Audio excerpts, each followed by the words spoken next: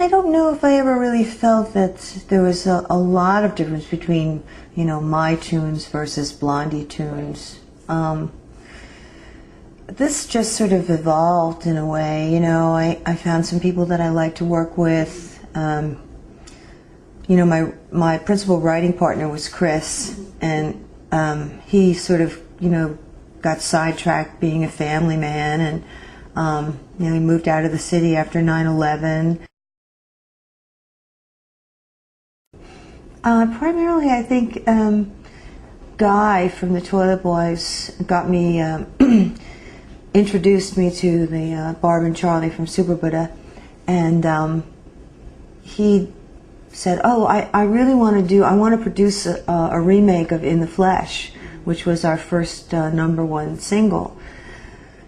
I said, "Okay, you know, that'd be great." He said, "Yeah." He said, I'll introduce you to Barb and Charlie, and we'll go over there and we'll do it." And it's fantastic, and it just went on from there. Then I wanted to write a song called Charm Alarm because he was doing a club night called Charm School, and so we did a duet. You know, I thought, oh well, we should do a duet, and then it just, you know, just kept rolling, really. I don't know. I think we appreciate each other's sixth sense of humor. I don't know. We just have a really great understanding of each other, and we trust each other. I think that has a lot to do with it. I think if you're going to really work with somebody on a creative project, you really have to trust them and sort of appreciate whatever their input is going to be. I think that a lot of times collaborations fail because people don't want to give way about their ideas and sort of somehow incorporate another person's ideas into their own. And I don't think we've ever really had a problem with that. It's sort of, for some reason, if he, you know, sort of would draw a blank, I would have an answer, and vice versa. So our collaboration was always very, very productive. I don't know, just we got lucky. I don't really spend that much time walking down memory lane.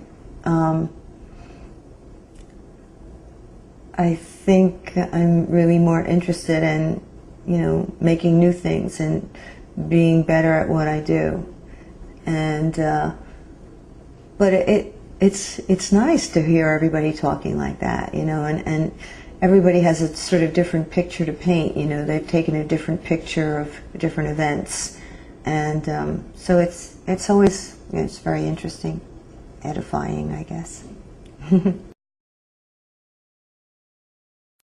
Well, I think that's sort of like the catch-22 of what love is, because it is the other side of hate, and it is a necessary evil, and you know, it's the person that you love to hate and that you love to love as well. It's just the hardest thing to do is to really is to love somebody, or to love anything, really. So we all have our necessary evils in life, no matter, you know, they could be anything, really. What are yours? I'm not telling.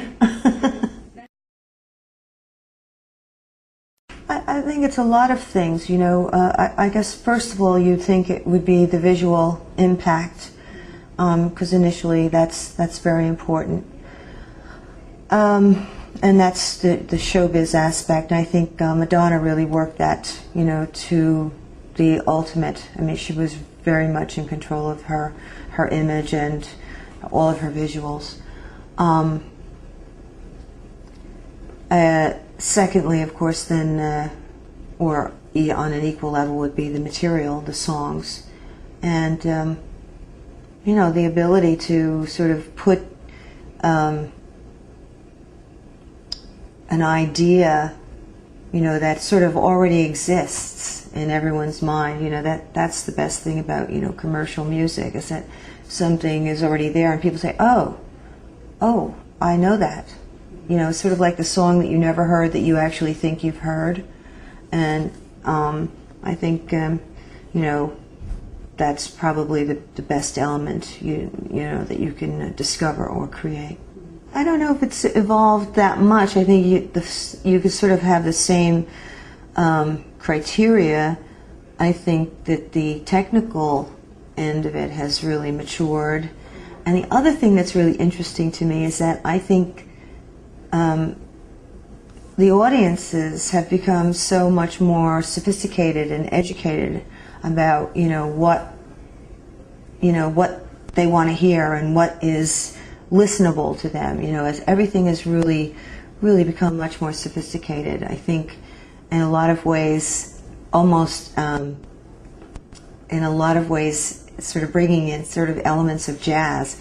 And I don't mean that it sounds like jazz, it just has sort of this abstract quality to it, like these sounds come floating in and it all makes sense. Everybody loves it, and it's really particularly noticeable lately, I find. Good question. What is next? Well, obviously I'm going to be promoting this necessary evil. I'm going to be promoting this for a while, and so I guess that is a necessary evil. And I'll be doing some shows behind that, and after that, I guess I'll be taking a little break. I'm supposed to be working on a book. I'm supposed to be working on a screenplay. I'm supposed to be perhaps doing a Blondie album, which would be great. I would love that.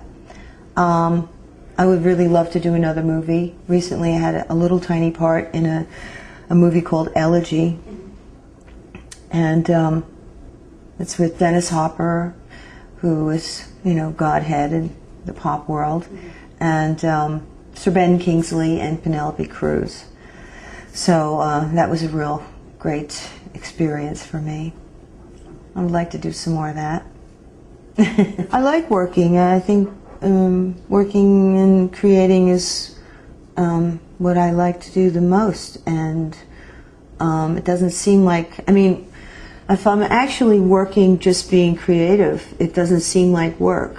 It seems like a puzzle. It seems like fun. It's really what turns me on. Even if I was to go to Tahiti or someplace and lay around, I think my brain would just be absorbing and, clicking away. I think a complete vacation would probably kill me.